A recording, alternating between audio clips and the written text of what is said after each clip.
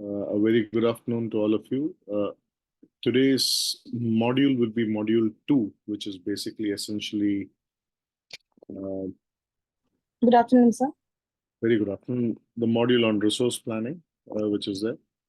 And before I could basically take you through this particular module, I also want to tell you last time I shared a couple of text or reference notes for all of you to read through, which were given to you specifically for reference for module 1 and module 2.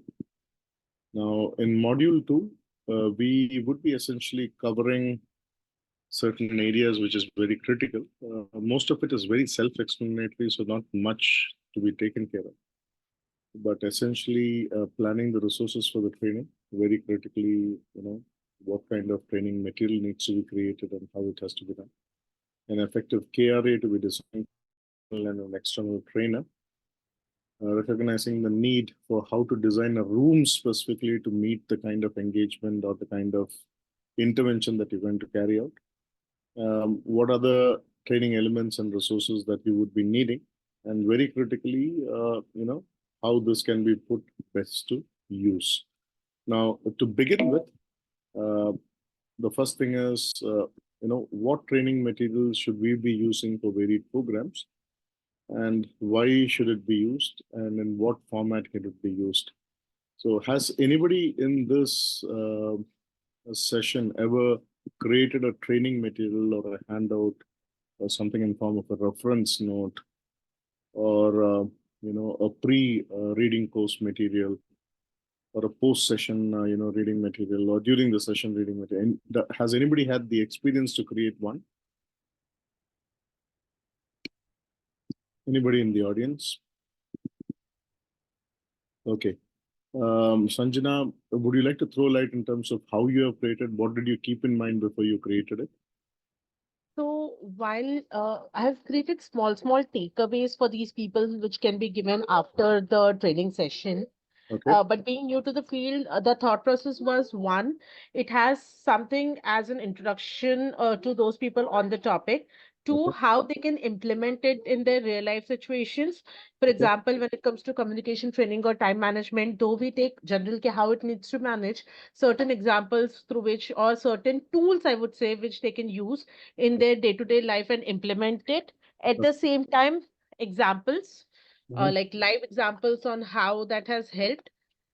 Yeah, most of it that ways. And while we show the videos on the facilitation board, a certain case study or smaller references which they can use, which will help them to gain more knowledge about the topic. And at the end, I also give them different books which they can refer. Okay, so in the form of a reference material to be basically looked upon. Yes. A couple of books at the end that if they want to gain more knowledge on the topic, they can refer these. Okay. Anybody One else? more thing, we also use worksheets in the takeaways. So, for example, recently I took one on time management. So, I have given them worksheet of Cascadian clock. I've given them a worksheet wherein they have a to-do list. They have 8 a.m. to 8 p.m. written on that so that they can map their timings and manage their day too. Okay, wonderful. Has anybody else made use of the training material or any format of training material in their training programs? Please feel free to speak. Yeah, so sir, this side Bharat. Okay, hi Bharat. Hi. So as a functional trainer, there are two hierarchy which we train. First is the frontliner, and second is the manager. Okay. So the frontliner, we create a kind of training manual. We call this advanced learning manual, where the complete detail about the therapy and the product are mentioned over there. Okay. Starting with index. Okay. And while creating, so we keep in mind that when the learner is going through that learning material, it should be self-explanatory. He should not feel that there are kind of jargon which he could not able to understand.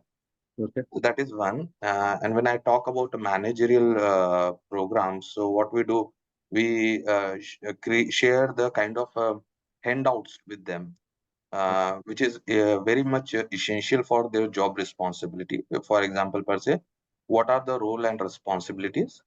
Okay, that will be there. Secondly, when I talk about the time management, so that quadrant which is talking about important and urgent and not important, so that tool we share. And secondly, different kind of behavioral tool. Okay, so these are the things we share with the manager, so that that remain with them, and while they practice in the field, they can use it. Wonderful, excellent. If I can ask the, thank you so much, Bharat. If I can ask the rest of the audience, have you made use of any training material in the format which is probably electronic or a mix of it? Smita? Yes, sir. In my organization, we are actually following the hybrid model, Okay, uh, both virtual and physical. okay, So the physical copy we are uploading on LMS okay, for streamline onboarding and for continuous learning okay, for the participant. okay, okay. Now, for everybody who's there attending the session today, I have a situation for you, a scenario for you, and let me try and see what training materials or what training materials would you envisage for this kind of an intervention. We are essentially talking about an individual development plan for line 3 managers, essentially people who are at a senior manager level and are going to move into a level wherein they probably would be heading a set of supervisors and a set of managers as well. Now, for this particular program, we have identified a certain set of competency levels with regards to the concept of leadership and leading, and most of it is going to be on servant leadership. Now, in case if we have a module which is going to be done on servant leadership, what do you think would be the kind of reference materials or what kind of training materials would you basically create? Because none of these team members have gone through this. We are trying to create this module to make it an organizational culture to have servant leadership all across. So the question to the audience is, what sort of training materials would you create, keeping in mind also the training need analysis and the design of the program? What kind of training materials would you create? And the audience age group is between 35 to 46. So this is the audience age group. And most of them are from Generation Y and a mix of Generation X. So what kind of training materials do you foresee to give to these kinds of audience? Anybody? So in which we'll add the gamification, because when we talk about Gen Z or O, so they are keen on the learning pattern would be different, because they are more focusing upon gamification kind of thing. So in our organization, what we do is, like, we used to, we have tool where we used to add gamification, where we have some animations there while we conducting the training. So we add animations, and we'll also add the toll gates where the gamification, like the quiz and everything, would be taken in terms of gamification, where they need to reach to some certain goals. Like we have added a racing game where they need to achieve a certain toll gates by completing some trainings, and post that doing some PKTs, and after that they achieving those toll gates and also receiving the reward points or the badges. So the gamification is something which is very high, like which is being used by the many organization considering Gen Z and uh, This is a mix of Generation X and Generation Y, Geeta.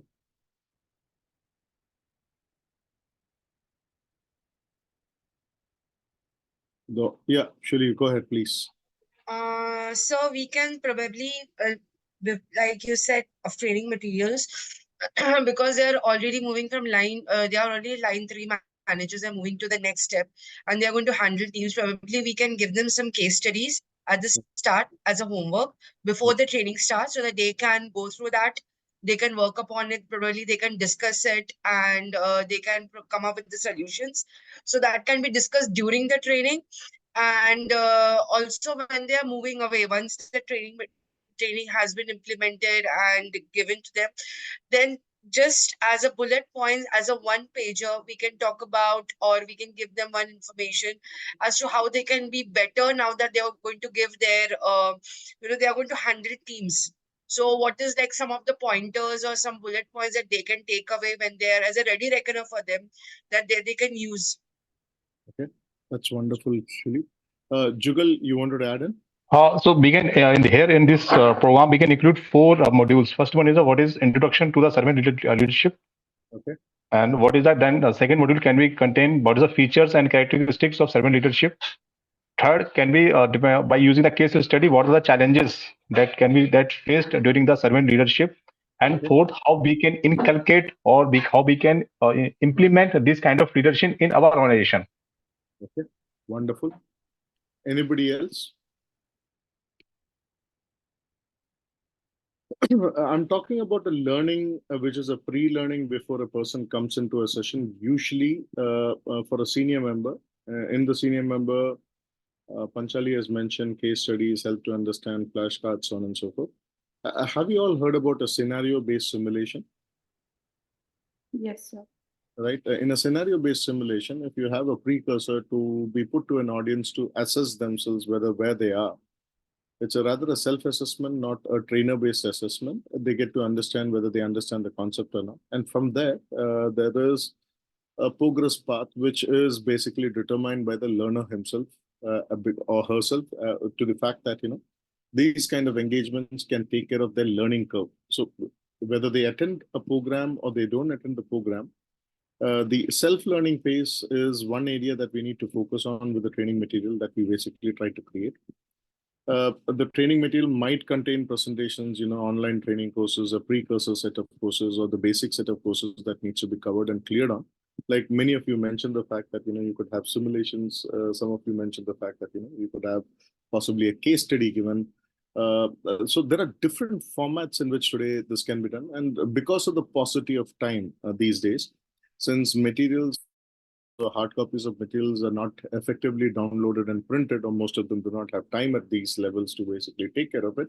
Most of it is basically a push-based learning methodology in which the training material goes through the training process. And the training process, it is envisaged with regards to a timeline by which a person has to finish. And in the timeline that the person has to finish, he or she has to finish the X amount of hours in terms of self-paced learning, and in X amount of hours in terms of self-assessment, and getting into a stage where they are, fit enough to attend the session. Now, the reason why training materials are designed this way is essentially because, many of the learnings that we basically take into account through the training materials is looked for in terms of a person who's a learner reaches a certain level of learning in the learning process. So thereby, the training material that we use, the reason why we use it is we try to reduce the cost which is on the self-paced learning. The second aspect of it, it saves time in terms of, very critically reducing the cycle time of a person assessing and reassessing themselves to get to the level that we expect the person to be who's nominated into the program. Critically, the third aspect of it is it increases consistency with regards to all the participants having a similar kind of a knowledge level or know-how level before they come in the form of assessment. So there can be different forms of assessments also that can be carried out through this training material and the training program, making training more measurable in terms of and or validate the participants even before the participants join for the program to find out if the participants who are selected or nominated are fit enough to attend this. So that's another area, and encourages more learning in regards to the participants being told not by another adult but by the system to get them knowing the fact that whether they have reached the threshold limit of learning or not. Does anybody else want to add in anything in the form of when you have a senior member going through the learning process, where it is more of a push and a pull mechanism to get the learner to learn through these training materials? The objective of the training material is to create also a kind of consistent effort to create that know-how before a person comes into a program, and the concept is well read and well understood, and then the scenario is more in terms of the kind of intervention that we plan to carry out through more active based application rather than active based theory based learning, because theory can be learned by these adults who are from generation X and generation Y. Anybody has a view or a different view on this?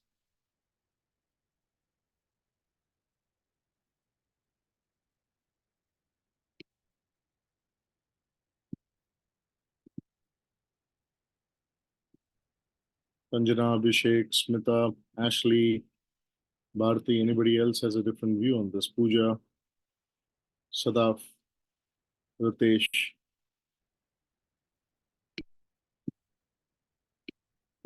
Sir, by giving training or manuals, how it can help like to measure the training, like makes training more measurable. Jugal, for instance, let's say, for instance, I and you are in a leadership learning program, right, Jugal? Mm, Uh, right. we have been nominated by our probably GM level or above, or the vice Mm, president above, to get into the succession planning mode.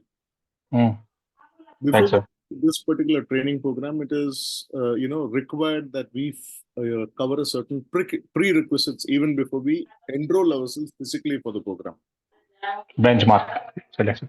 right? So in the Right. classical benchmarking, Jugal, what happens is you have a certain set of training materials which are precursors for the program.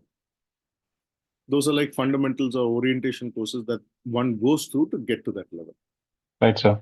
Such kind of things usually you would have seen universities, colleges, e-learning programs, Unacademy and others roll this out to get the learner to a level to which he qualifies to attend the program, right? So basically, to create a platform to understand the advanced level during the Once. training. So what happens is you need to be at that level to go through this program. Without that, you wouldn't be able to go through that program. That's a benchmark that has been set for the program. Now, when the training material is being provided along with the assessments and the kind of scenarios that you're given to basically do the assessment, the fact that during the training need analysis, all these things can be already designed in the program flow, right? The training material facilitates the learner to get to that level to qualify for that program. So it's a pre-qualification criteria laid down in the design plan itself. Now, how do you facilitate that? You facilitate that through training material. It could be anything in the form of an e-learning module. It could be a SCOM compliant content. It could be even a voiceover, which is there. It could be also videos, case studies, scenario-based simulations, so on and so forth. So all these are varied elements that can be used to lift the person to a certain level or upgrade a person to a certain level or create a know-how to that level where he or she qualifies for that particular program, right? Now, especially when it comes to advanced engineering projects or robotics and other aspects of it, you need to know a lot of other things with regards to, let's say, formulas, terminologies, technologies, so on and so forth. So that's a precursor before even you get into it. Now, how do you do it? Now, there is no trainer involved in this. There's a device or there's probably a e-learning platform through which this is pushed to the participant. And the participant learns. So the training material is also an aspect of engaging the participant even before the training process starts. Right. In today's scenario, more so because of the advancement of technology. Right, sir. Right. Anybody else has a different view? Can we proceed? Okay. Now, how to develop these materials very critically, since we have a very heterogeneous space. Training materials often, let's say for an induction program to a program which is into a leadership, to a program which is communication, which is a training program or a one-day program, to an intervention. Now, the question to the audience that I have is, how do you develop a training material for an intervention, and how is it different from a training material for just a one-off training? Or let's say one-off training, let's say for instance, something on conflict management or negotiation skills. How does this differ, and how do you develop the training material in different steps? Anybody in the audience?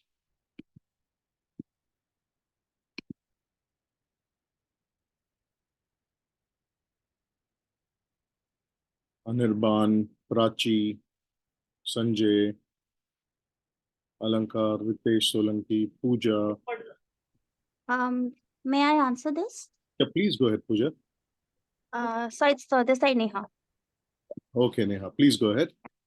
So one of the steps, what we can do in while creating the content or the training material is we can have a discussion with the SMEs, what exactly they are looking for in the content, Okay. and they can also help us in strategize what needs to be taken care while designing the content for the trainees.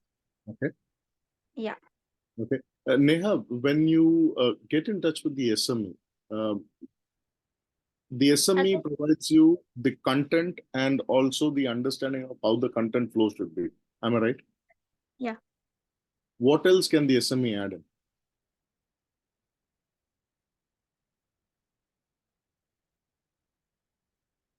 Yeah, Panchali. Hi, very good afternoon, sir. So, in my opinion, the difference between a one-off training and an intervention would be that an intervention suggests that there is a current problem statement, that there are certain skills which are already, I mean, which some of the members in the team may be having, some of the participants may be aware, but there is also a current problem statement, a challenge. So something that I would look from the SME while taking the download would be that what is the challenge, what is the cause, reason that we are doing this intervention, and while designing the material, I would try to address that challenge. Okay. Now, when this would reflect possibly even in a TNA, how would you bring this forth further? So you have identified the training need, you have found the gap, right? Now the question is, how do you take this further? You have identified the gap. The gap is also seen in terms of performance. The gap is also seen in terms of, where the person should be benchmarked against. So Bharat, if you want to add in, or anybody else. I would also try to see that if once this gap is identified, which is there a particular business outcome that it impacts? That would be my objective. That that the training should be designed in such a way that that particular business objective we can have some needle movement there. So, and that's all I have to contribute here. Okay, so you will also see that, and would you also identify the participant to try and understand what kind of methodology can be used? Absolutely. At what level they are. Okay. Okay. So are you going to then do a Right. So, for instance, if it is something where a class. Go ahead. Please go ahead. Please, sir. Yeah. Yes. So, like you said, that once the gap is identified, we would also try to see that is this a knowledge gap? Is this some sort of behavioral skill which is lacking? And basis that we would decide the delivery method. That can a classroom training suffice? Can it actually be a one-off training, or is it something we need to do maybe on a weekly basis? Or role play or something where simulation, if it's a behavioral sort of a skill gap. So we would analyze that and Okay. design Anybody the else? training accordingly. Thank you so much. Bharat, you wanted to add in something? So I think in developing the training material, as we started with TNI, method of delivery, and then maybe the resource allocations Okay. and logistic allocation can come over there. Okay. And of course, we would like to look at the identified training need is maybe one or two. So with the collaboration of concerned stakeholder, we look into the what one they look it is as a critical one, Okay. and then we can have a discussion on the impact measurement tool also. Okay. Uh, uh, this is just a question as a wild question to the entire audience, since I had also Sanjana and others lift their hands up. This is a question to all of you. Let's say, for instance, you do a TNA, and after you have completed your TNA, you reach a stage where you're trying to see how the content can be put together for creating a material, right? And in the process, you find that based upon the TNA that you did for the sample size that you took, and when you're starting to develop the content, the gap analysis in terms of a learner gap analysis is much more larger. Often this happens. We do something and then we get to a stage where the entire team's learning process is completely, totally different from what we had envisaged or what we had seen when we do a deep dive. The question to all of you, if you can all keep your videos on, the question to all of you is, in such a scenario, how soon do you basically try to tweak the training process and the training plan along with the training material for a win-win?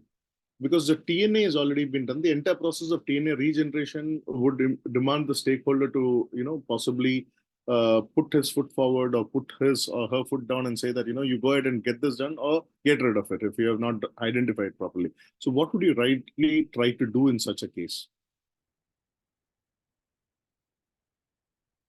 Thank you, Jugal. That's an amazing point that you have put. So if I understand rightly, you meant to say after a certain period of time, gaining an understanding the different learning style of each of them, how you adapt. What you mean to ask? I mean to say that you do a TNA, you identify a certain gap, but when it Okay. comes to further deep down analysis with the SME, when you get to the shop floor, let's say for instance you're doing a program for a CNC machine operator, where a CNC machine operator during his diploma doesn't learn a certain thing properly, wherein the deviation is because of his programming. When there is a deviation in his programming, what happens is when he comes to basically do this particular training program, he doesn't have his basics correct, right? There you have identified the program as getting the efficiency levels on the CNC to this level. But here you get to understand the basics itself is not right. Hence, the program by itself is going to be a failure, and you'll have to reprocess the entire thing account something else. Understand, sir. So often what used to I mean, not often, but sometimes it happens that let's say there is a learning intervention been designed, and while delivering, understanding that the person or the learner having some basic skill lacuna. Okay. Now, at that stage, actually, the current learning intervention can work as a filter and helping to create a cohort. And with that, maybe we can go ahead with the future plan or maybe the lineup plan for with that intervention for specific selected group of people.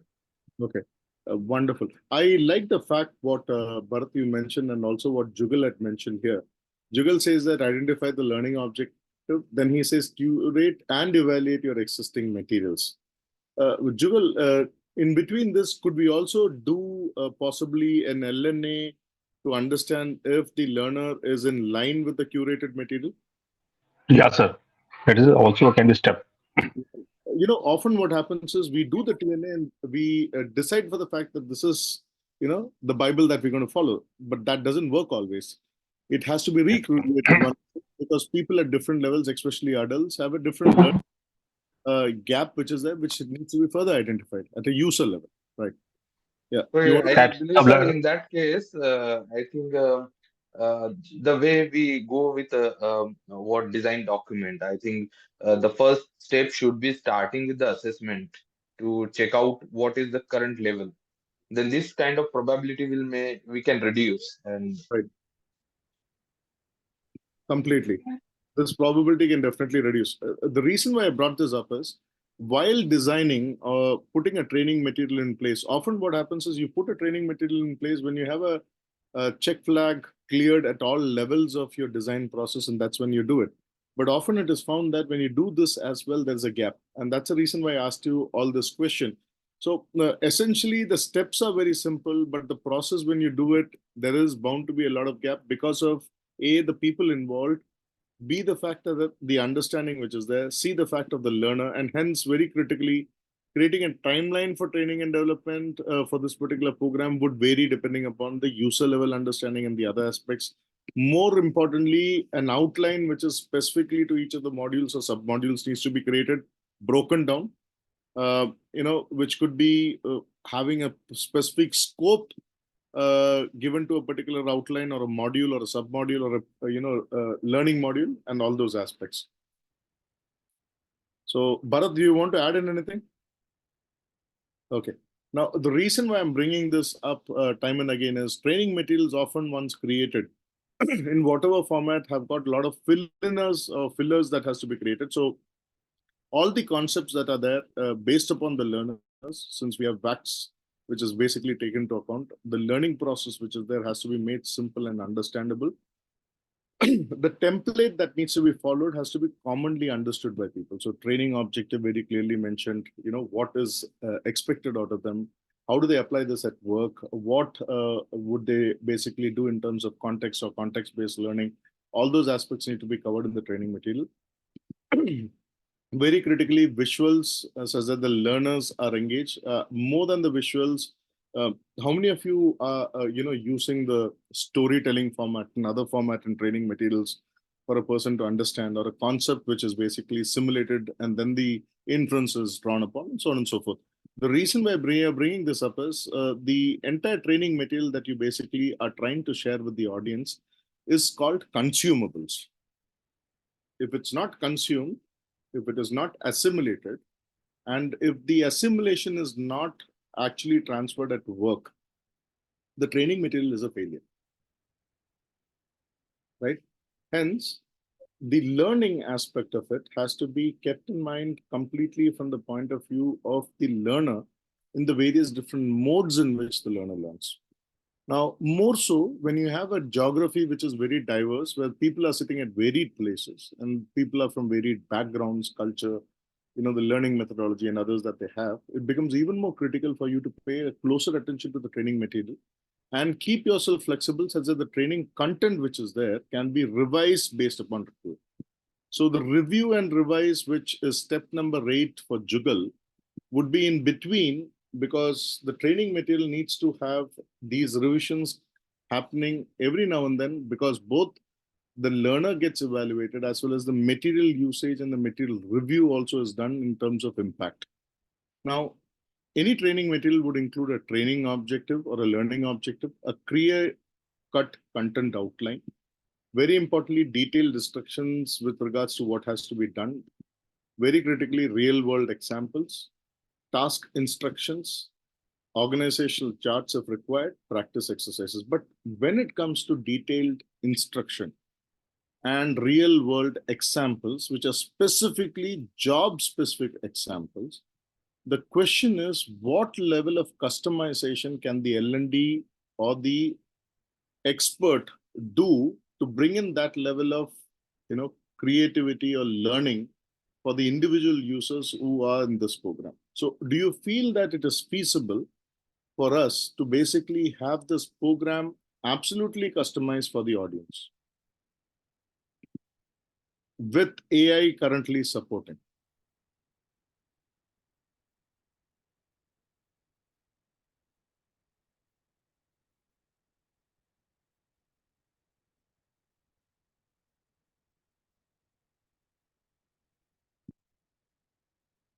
Ashley, Abhishek. Can you please repeat it once more? Sorry. Let's say we have a diverse audience all across the country, right? This diverse audience, the learning path is different. You're creating a training content which is getting customized because this is your first batch of people who are going through this. And the first batch of people who have gone through this are basically evolving in terms of their learning. Plus, they have given a feedback with regards to the change in the training material that is required. In that case, would you be able to bring in the kind of customization that is feasible to meet the target audience? Yes, it has to be. It has to be, right? Shruti says not 100%, but she says probably 90 to 95%. Anybody has a view with regards? Yes, complete change cannot be done. However, looking at the recommendation and considering the learning or maybe level of the learner, that tweaking can be done. Maybe some kind of images, maybe some kind of videos, which can make them more easy to learn, like that. Okay. Anybody else, any other suggestions for your training material to be tweaked further? I recently did a batch of salespeople, of which 60% of the batch was with sales background, but very diverse sales background. We did a program for enterprise sales, but most of the people who were there were either from a B2B to C background or a B2C background, or even for that matter of fact, an e-commerce background. And when they came in, the concept and the understanding of able to sit across to a stakeholder, an influencer, or a user and do the challenger form of sales was very difficult because they've never been used to it. And hence the entire concept of understanding how this sales approach is so very critical was not very well taken by the audience because of the lack of, first of all, understanding of the kind of business that the company is looking forward to and what is expected of them through their roles and responsibilities. And hence the scenario of getting the concept understood by them had been a critical challenge, wherein the concept had to be first accepted as this concept works. Like Bharat, for instance, we agree of this fact that many of the adults, they undergo through a lot of programs, but they undergo through a lot of programs because they have been pushed to go through the programs. Yeah. Right? So would they see any value in the learning material? Or is it just the learning material that I have to clear? Because, for promotion, for the so-called ISO. Absolutely. You know, Then they will be trying to find out the fault only. absolutely. So the question that I have is training material also to be kept in mind with the relevance and the context of an individual learner trying to see a potential growth out of it, or is it just a material as it has been given? It should have a link with their previous learning. The training material should have a link. Like, and in that case, Jugal, would you say that the creation of the training material these days is much, much more customized as compared to the previous days, Yeah, sir. right? So a learner probably on an e-learning platform doing the prerequisite learning through the training material would need more customization as compared to a training material or a handout which is given to a program which is a face-to-face program. Right, sir. Right? Now, the reason why I brought this question up very critically, ladies and gentlemen, is the concept of questioning, which is basically the kind of review that happens, basically does today enable a lot of learning platforms to bring in the kind of engagement to the audience through the pre-training material, wherein they go through a complete revised training learning methodology or learning curve, wherein the user starts getting questions and start getting seeing content in the format in which he or she can basically consume. And that is where a training material must have a purpose for every person's role and responsibility. The training material details which is there with every aspect of it should be customized based on the roles and the responsibilities that is offered to the trainer. Very, very importantly, the training preparation aspect of it, as to the fact that why they are getting into this training, needs to have a clear objective in terms of what is a key takeaway for every adult who's engaged in the training program. Most importantly, it is very also important to understand the kind of delivery methodology that you will use, or the delivery methods that you will use for the diverse audience who's there based upon the group size. Another important aspect is activity sheets, where they basically apply this, see, and learn through this aspect of it. So there were several examples of activity sheets given also previously. More importantly, background material, which is background material to a case study, a scenario, or others also, and a fundamental aspect of getting them engaged. Most important is the resources and the materials based on the learning of an individual. So every individual in the session would vary, and hence resource materials for an individual person based upon his learning or the consumption pattern, as we call it, in terms of understanding it, assimilating it, and applying it, has to be understood. Another important aspect is the kind of evaluation tools, the training sheets that has been provided along with the notes, and most importantly, the metrics of evaluation also needs to be understood so that the person understands where does he stand vis-a-vis the others in the program. So there is a comparison that can be drawn, or a learning comparison that can be drawn. There is also a peer support group that can be created through this training intervention, where there is a peer support group trying to explain. And that can be also a part of the training material that can be given to the peers to make the concept understandable, or the language that they commonly speak of. The reason why we have these must-haves is because we have seen over a period of time, learners have always succeeded mostly in peer groups. Some of them have not succeeded, and hence the kind of customization that needs to be brought in is very critical. Now, a must-have in a trainee manual. Trainer's manual is one, trainee manual is very, very critical. Now, how would this vary from a trainer manual? How many of you have created trainees manual for your team members? Trainees manual, as simple as probably a reference note or a text or a book. How many of you have created this? A trainees manual. Let's say a program, and you have an entire thing in a binder or a folder or in an electronic format. Trainees manual. Anybody here has done this? Sadaf, if you can add in and bring in some value to all of us. So basically, we have LMS in place. Okay. So after every training that we do conduct, we attach we create in-house our own workbooks kind of stuffs. Okay. With this inclusion of the whatever is being done in the classroom, addition to that, there's more little bit of content to add to the people who are inquisitive to learn on their own.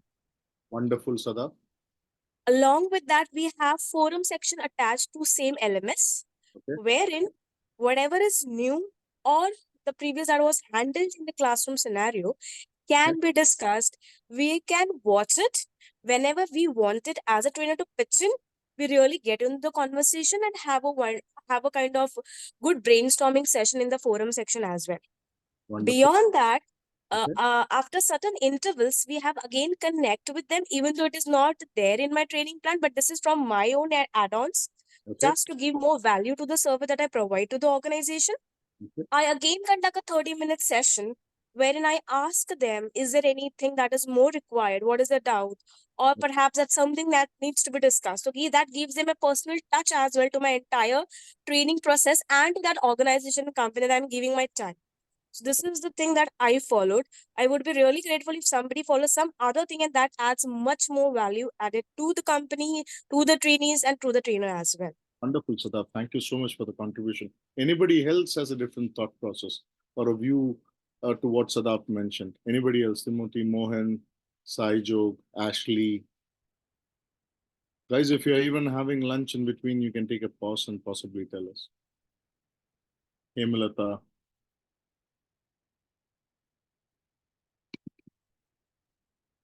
Yeah, please.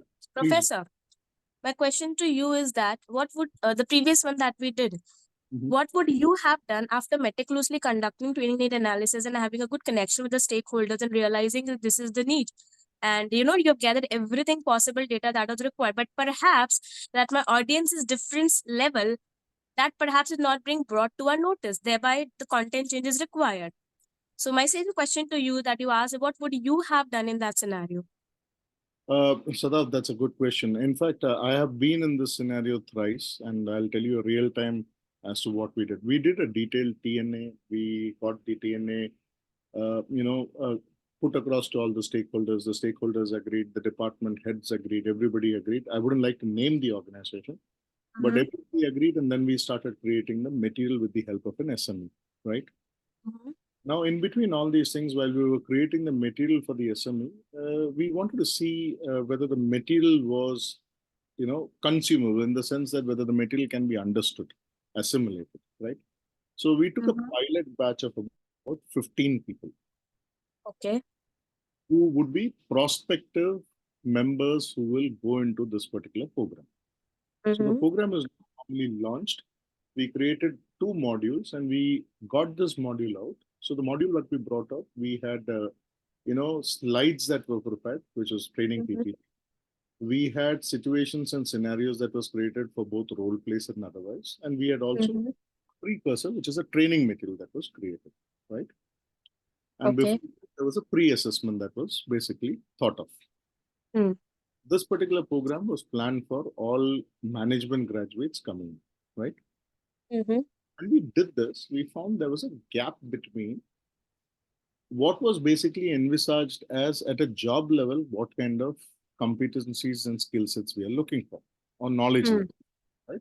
When we did this, the gap is fundamentally in the concept and hence the gap in the responsibility.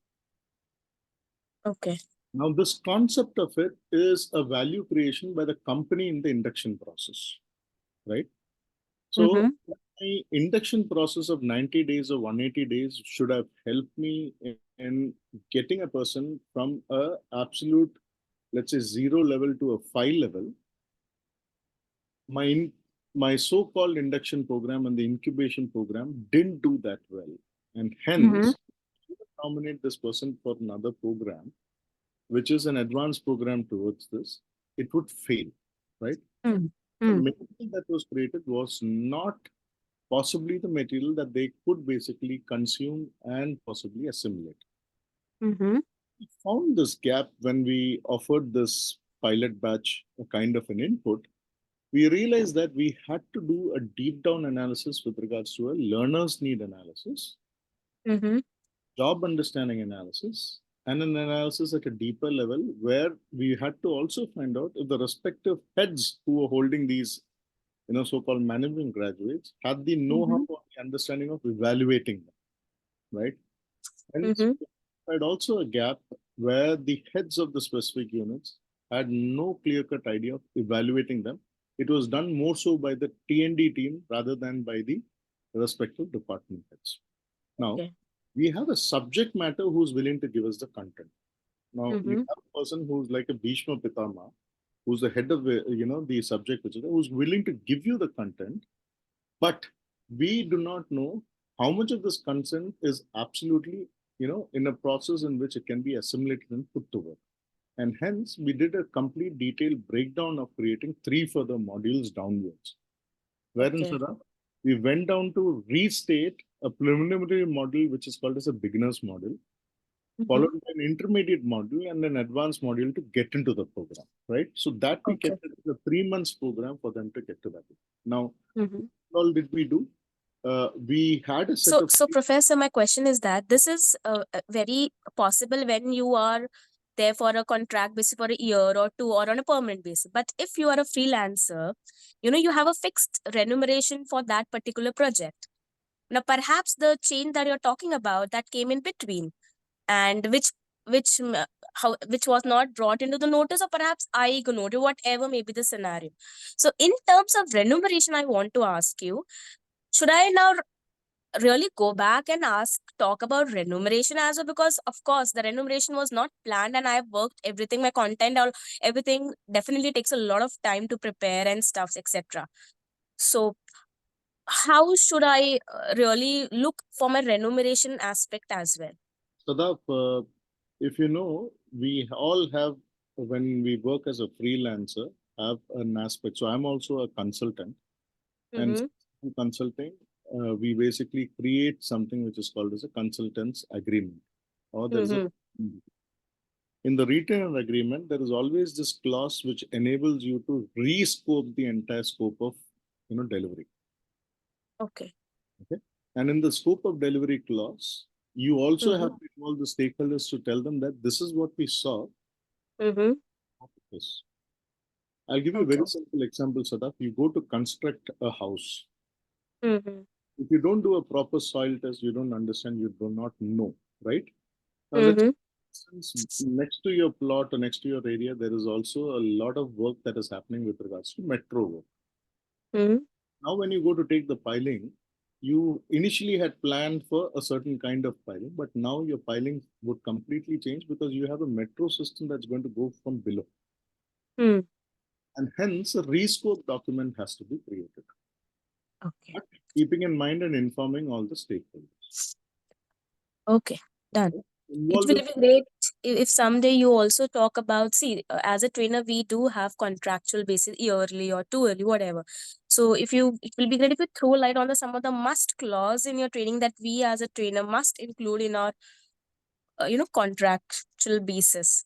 That differs, of course, company to company and organization to organization. But there definitely will be some must have in our contracts. how many of you are freelancers? Thank you, Sada, for bringing this up. If I can ask the rest of you, please. How many of you are freelancers?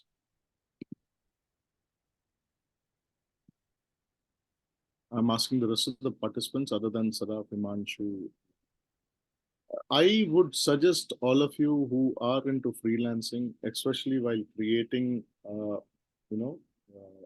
trainer agreement or a retainer agreement, to have a couple of clause included, which would include scoping and rescoping, which could include also program delivery and program timeline, because many of the times, because of the lack of time and budget in the sense that lack of availability of people, the training program sometimes gets delayed and misses its usual threshold time. And hence you bring in such clauses of, rollover and aspects of, remuneration being encouraged in terms of the hours of delivery that you bring into a program. So if you add all these clauses into your program, and I suggest you get it vetted by a person who is from a commercial background, and try to see all the clauses are basically a win-win for you as well as the other person. Now, there is also something which is called as a call off of the contract. If there is a call off of the contract, then the call off rate also needs to be included in SADAF. The call off rate is nothing but the rate at which, if you see that this particular project is not going as it was envisaged, and the person is wanting to cut it short, then you have a 2 or 3 months clause that has been added in, which says that for so many sessions, the client pays up, and the balance sessions, the client doesn't pay, and he gives you a 2 to 3 months notice. Or for a complete redo, what is the man-hour rate that is required to basically get the service across. So you can also add these things in your specific contract along with the client. So you could do that as well. Now, essentially in a trainee's manual, if I basically see in a trainee's manual, I would have an introduction of the subject matter before the training, an introduction which could be also in a form of a short story, which is probably a 15 seconds to a 20 seconds or a 30 seconds, which is there if you're using an e-learning platform. Outline of the program that is very clearly mentioned and what the key takeaway would be for the participants. So a reference of the subject matter after the training, during the training, and post the training also can be considered in. Hyperlinks, videos, and so on and so forth. And most importantly, general reference material that can be read through. Now, if you see, 3 things would generally not be looked into. One, mostly the users, about 36% of them who are in the learning module would not go through the subject matter of the outline of the program. General reference material is also never used. I suggest usually all the participants to go through the general reference material because it carries a lot of information and a lot of things that can be assimilated, discussed, and so on and so forth. So in the training manual itself, please include in also peer discussion and group discussions that needs to be carried out such that these aspects of it can be initiated by them. Today's learners do that, especially the Gen Zs and others do it, but the earlier generations have a slight bit of difficulty when they do so. Now, taking that into account, effectively the KRAs for an effective trainer is listed in the slide, but there is an important KRA besides this that the trainer should have is the ability to customize the program on the go when the audience profile might change. You might have 15 or 20 people being nominated for a program. And while these 15, 20 people have been nominated for the program, you could have a whole different set of people coming for a program. So let's say, for instance, you're planning a program for negotiation skills. And you plan this program for negotiation skills, which is for certain advanced level category of people. And finally, the audience that comes because they are all in a meeting is a junior level category. And on the fly, you should be able to basically deliver a program on negotiation skills because at the nth moment, they say that this particular program needs to be carried out. And hence, the flexibility to customize on the go is very critical when it comes to a trainer's KRA, which is there. Now, I'm going to share one document to all of you. If all of you can possibly let me know if you can receive it. This document is specifically, a training room. What are the different ways in which you can basically, have a training room layout being done? So I had collected this and I thought I'll share it with you guys because this is a part of this program. I do not know how many of you have received your textbooks, but still in your textbook, there are 11 different seating arrangements. And of the 11 different seating arrangements, all the 11 seating arrangements have been basically given in this particular attachment. You can make use of this particular attachment for planning your sessions, especially when you're doing any form of classroom intervention. Now, moving forward, training room setup. So you have the training material, you have the training manual, you have the trainees manual, you have everything. Now, the question that I have for the entire audience is, let's say, for instance, you're conducting an induction training program. And the age group is between 23 to 28. What kind of a training room setup would you do to manage the program? And what are the things that you'll take into account to manage it?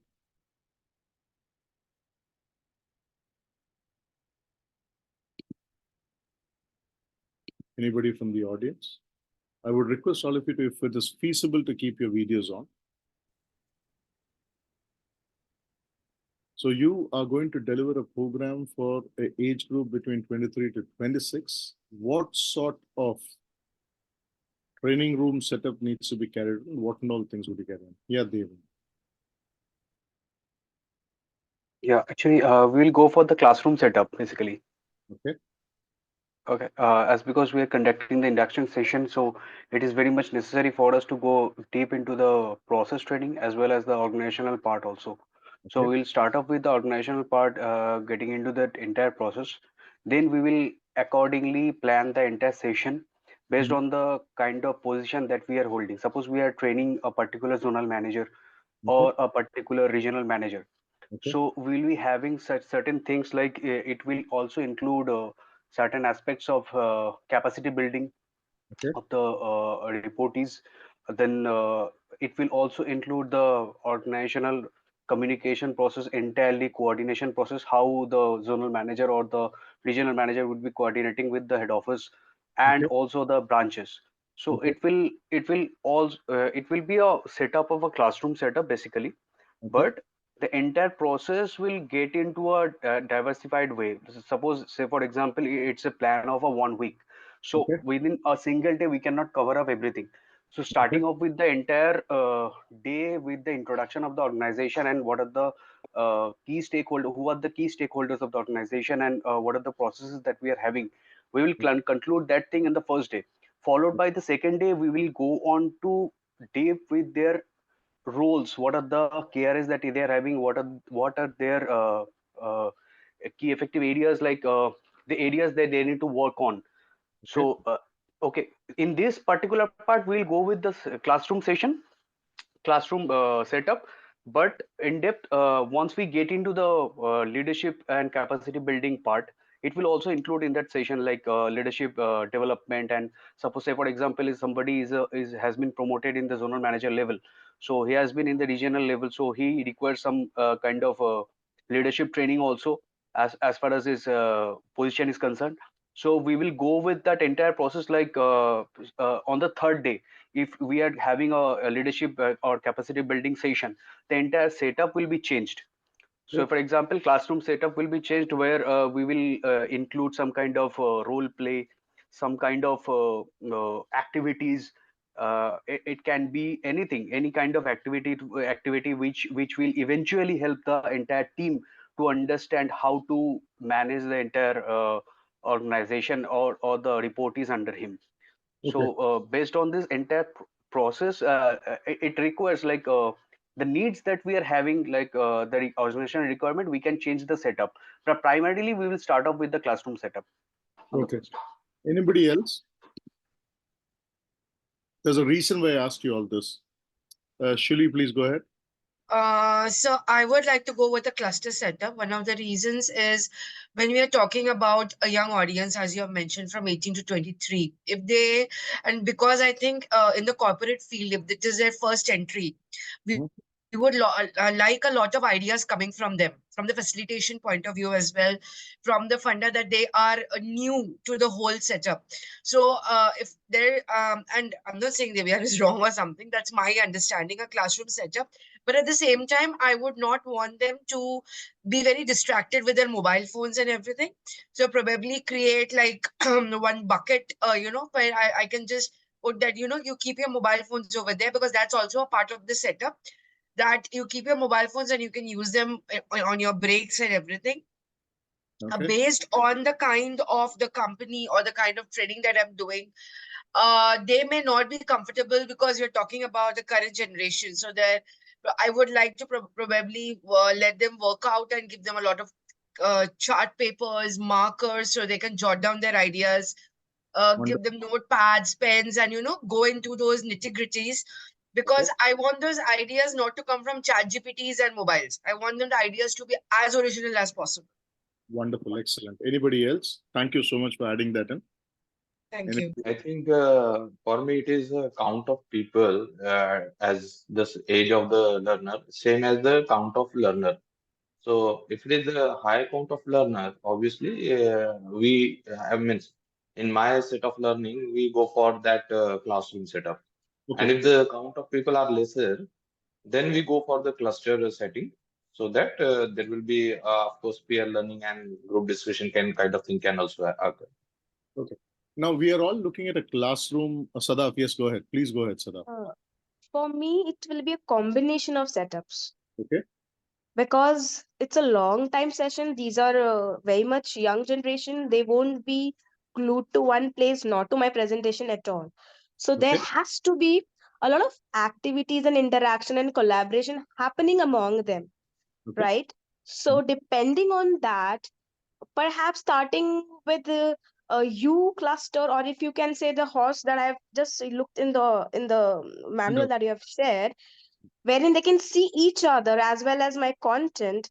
They can Okay. have a face-to-face interaction with each other, and whenever there's an activity, they go back. They go to the cluster, a circle kind of stuff, then come back to the main cluster, main thing. I think I would go for a combination of kind of cluster based on my activity and the requirement that I want them to do. Okay. May I request all of you to keep the videos on? Just imagine I'm a faculty and I'm taking a session where my video is on and all your videos are off.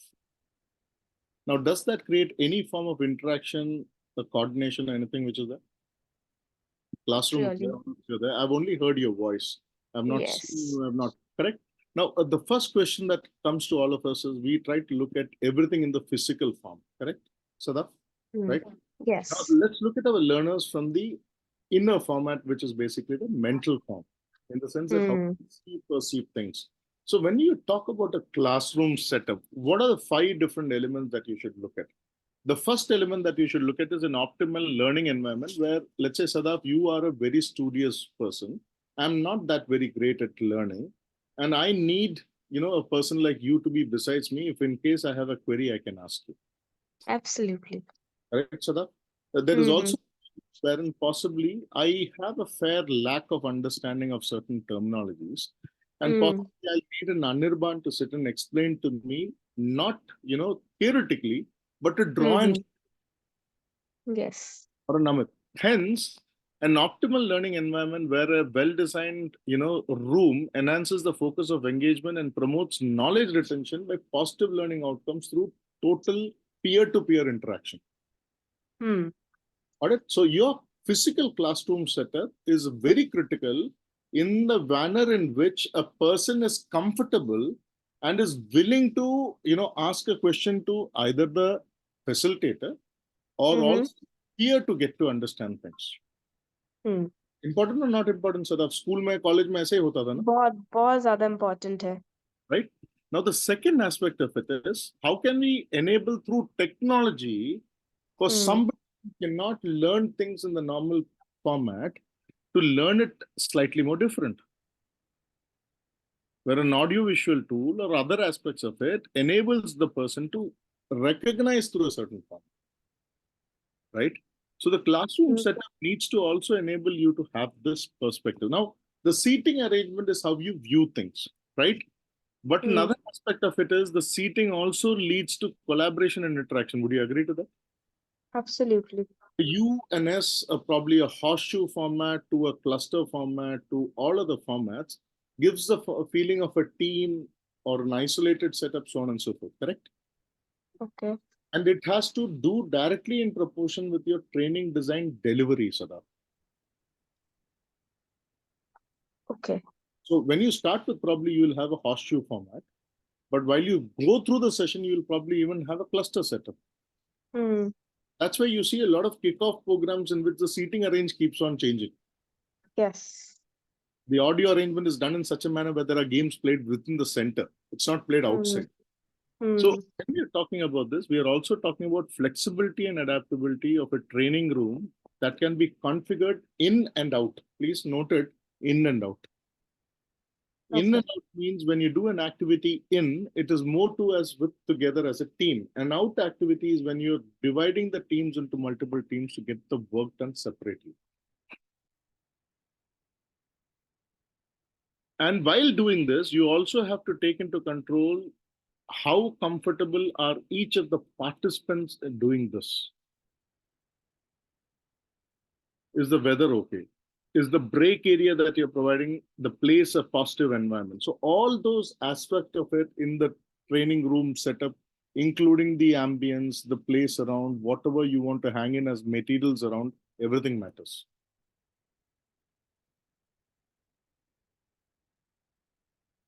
So the reason why I brought this up for all of you is because while you do the optimal room setup, I would request you to kindly note this down. Please have the following into consideration. One is optimal learning environment. Second is technology integration, because the fact that technology is a very important aspect when it comes to a lot of people learning differently.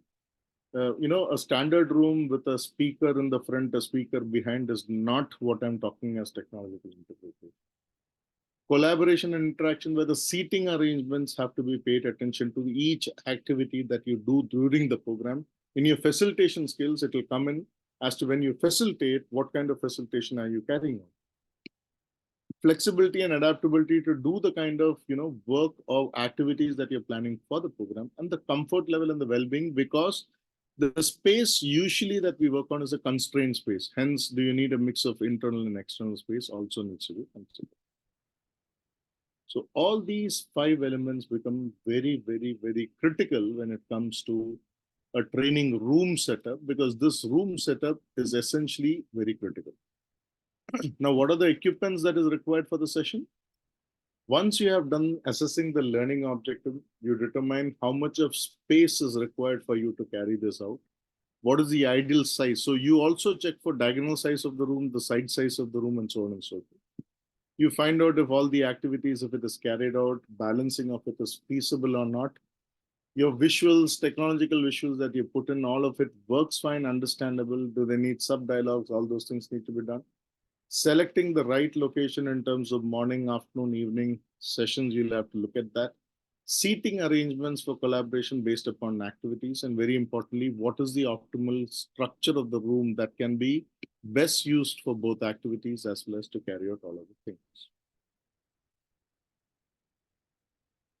I'm just going to stop here and ask you all, do you have any question in this area? I think the material and printouts are also required now. Whatever the hard copies are, that has to be given. 100%. That will not come in this.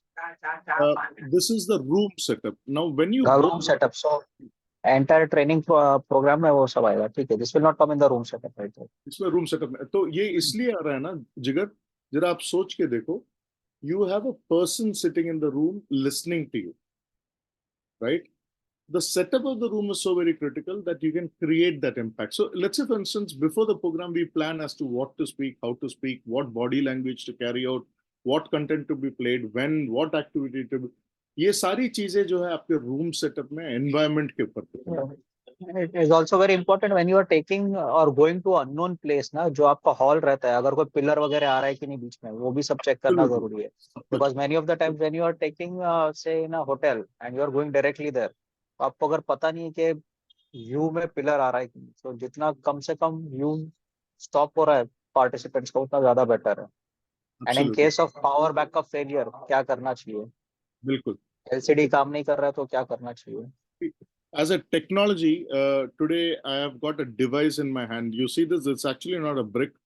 It is basically a 50,000 mAh battery bank that I carry with a C port for my laptop, so which can help me function for about 3 hours.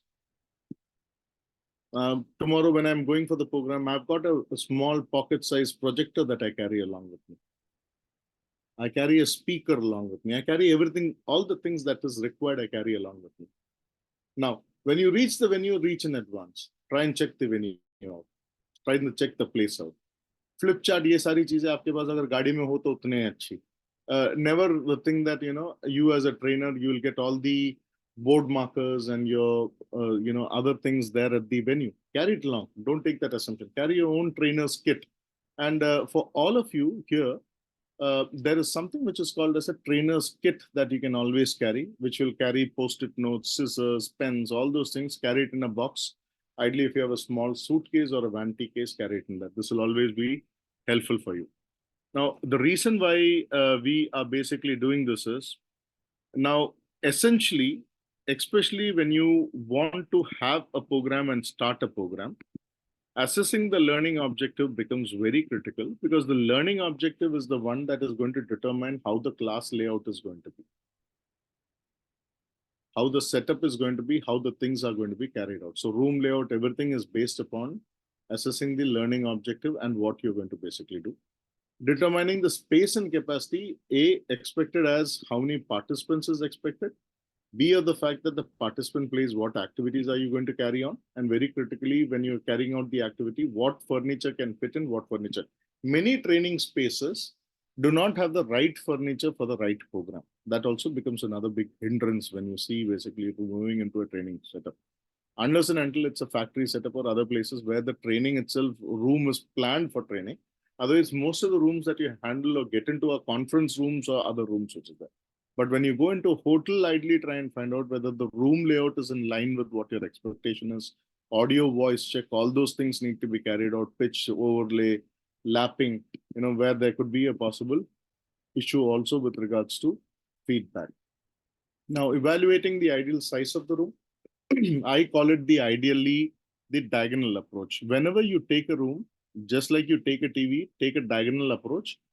You have a diagonal that is created. In the diagonal, once you create, you take 60% of the space in the front or in the back, which is there. Your 60% in the front is purely for training, and the balance 40% behind should be usually reserved for any kind of activity. Or create a gap in such a manner that the activity can be done in the front and the participants are placed behind based upon your convenience or your plan. But in your training design plan, when you're basically doing this, the room size matters a lot, because a lot of activities, when you plan it, when you reach the room, it becomes very difficult to deliver. So there are a lot of these activities that you plan, or nth moment, you'll have to possibly plan a different set of activities. And hence, I suggest all facilitators, trainers, other people who are there from academia, to plan in multiple sets of activities for one activity. So have a plan A, plan B, plan C for all these things which is there.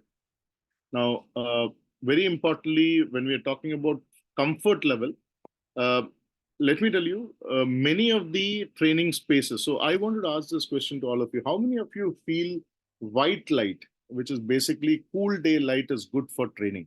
Or how many of you believe WDL, which is, warm day light, is good for training? How many of you? Yeah. White light. I would prefer white light. How many of you believe what kind of lighting is required for training? A day, especially during the day. White light. Okay, Sanjana, white light. Anybody else? Warm light. Warm light. Okay. Anybody else? White light is required whenever you want to interact more. And if you're showing a video or something, then an indirect light is required. That is a maybe dull light. Dull light. Now, all of you have presentations that you showcase? In a Yes, white PPT PowerPoint. PPT power. In a white light or the cool day light, your normal fonts that can be visible to the eyes sitting at 16 feet length. Please note down the font, Verdana, Arial, and you can have one more which is Gothic that can be visible. But if you have a header which is a 44-pointer header. And if you have others, please keep it at 28.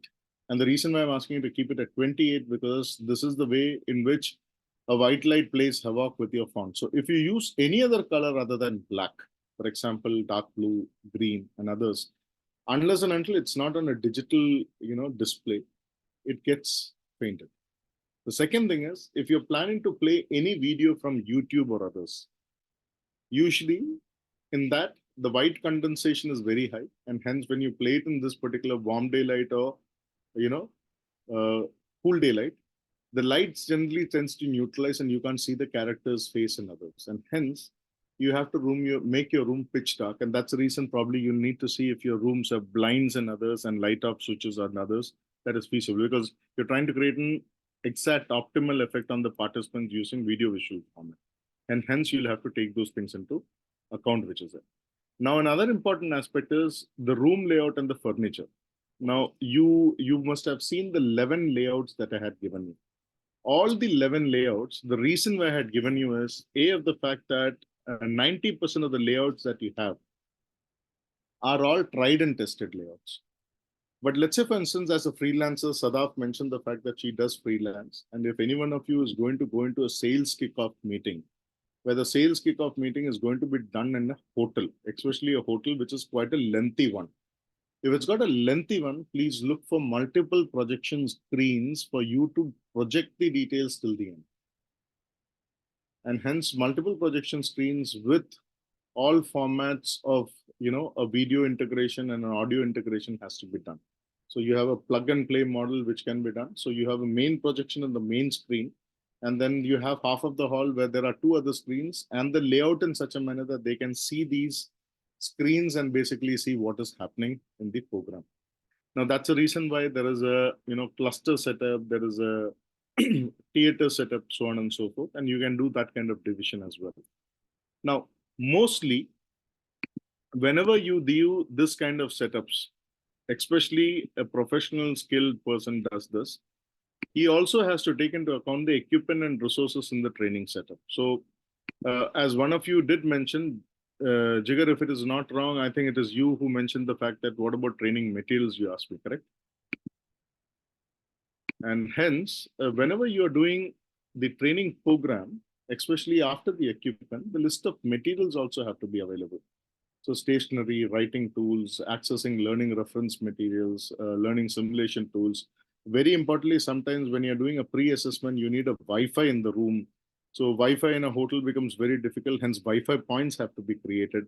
Another important aspect that needs to be created very critically is also the incorporation of, let's say, for instance, if you're trying to simulate something, a VR tool or AR tool will be required.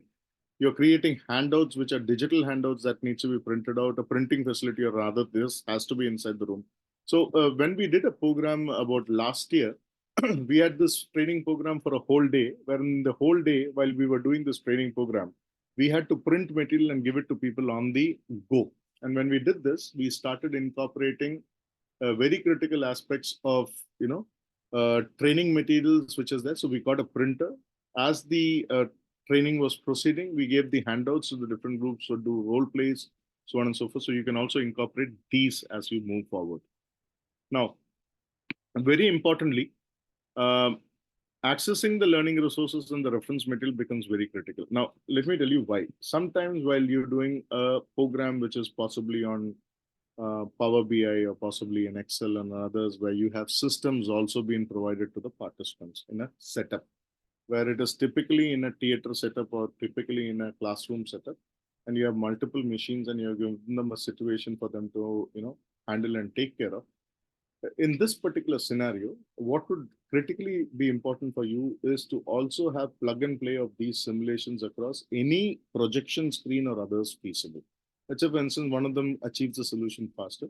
He or she is handed over the charge, where just like in an e-learning session or probably a web-based learning session, you hand over the host rights to the others. You give this authority to the other person to basically showcase what he or she has also done. So these kind of setups and equipments is very critical when it comes to training room arrangements or training room scenarios. So depending upon what kind of training program you're trying to take.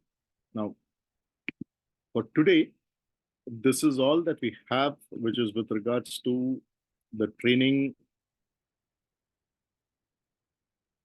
and training room setup and arrangement, where resource planning is critically required. In resource planning, there are several other things that you have to take into account if you are possibly an external trainer or a freelance person. What is in the scope of your delivery, what you need to carry out, and what is in scope of the client, which is there. So sometimes printed material you would need to carry. Sometimes printed material is there with the client. Sometimes stationery and other things you would need to carry. In other cases, the stationery is already provided, but never said and done. Please try and ensure that you go to the venue much in advance. You check the things. Previous day, have a checklist created. Keep all the materials with you. Move the materials across. Have a complete list of what you carry, what you don't carry. Have additional sets of pieces cyclo styled. Please don't keep it for the last moment. Also do this. Anything that you carry in your laptop, please have a backup at least in one of your pen drives or your hard disk drives or any smart disk which is there. I don't suggest all of you carry projectors and other things, but one thing I would suggest you to carry at all point in time for all trainers, 90% of the places where you go for training, there will be electrical fluctuations, there will be issues. So please carry a surge box with you so that your laptop or anything doesn't get burned out or get in any form short circuited because of the power fluctuation.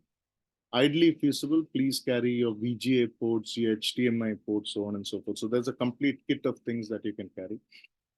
Feasible, please carry your own, mouse pointers or slide changers, which is Slide changer pointer. Yes. pointer. Please carry it across. If you do not carry a pointer, have a normal pen pointer carried across, which has got an LED beam that you can basically point it out to.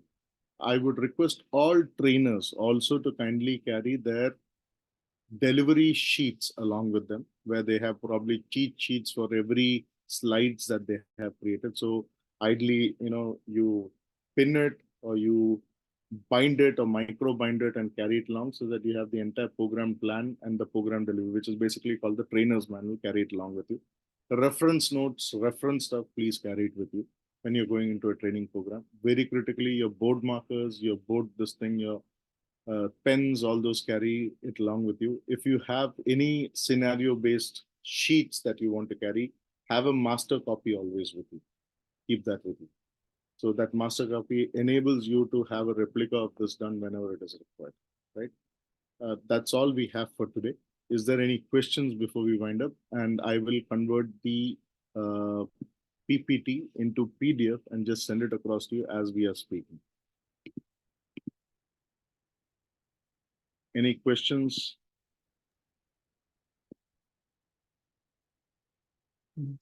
No question from my side. और कौन है किसने हाथ खड़ा किया? देवे and Bosch. Yeah, I Please have go ahead. actually. I have some point. Yeah. So I just want to know. I'd like to share that, like, in a corporate setup, as we all know, we have certain limitations in terms of budget for L&D and HR functions. So within that particular setup budget, whenever we are planning any kind of session, we do have a particular training room where we have a limited capacity in terms of the training session. So, as far as the session is concerned, as because you have clarified all those types of setups, so my question is like, we can go with a different kind of setup within the setup within that particular organization, or just like we can carry on with the only one particular or two, three particular setup for different kind of sessions, because as the space and budget is too much limited over there. See, Devian, I would tell you, physical room is one, furniture and fixture is two different things. Okay. Yeah.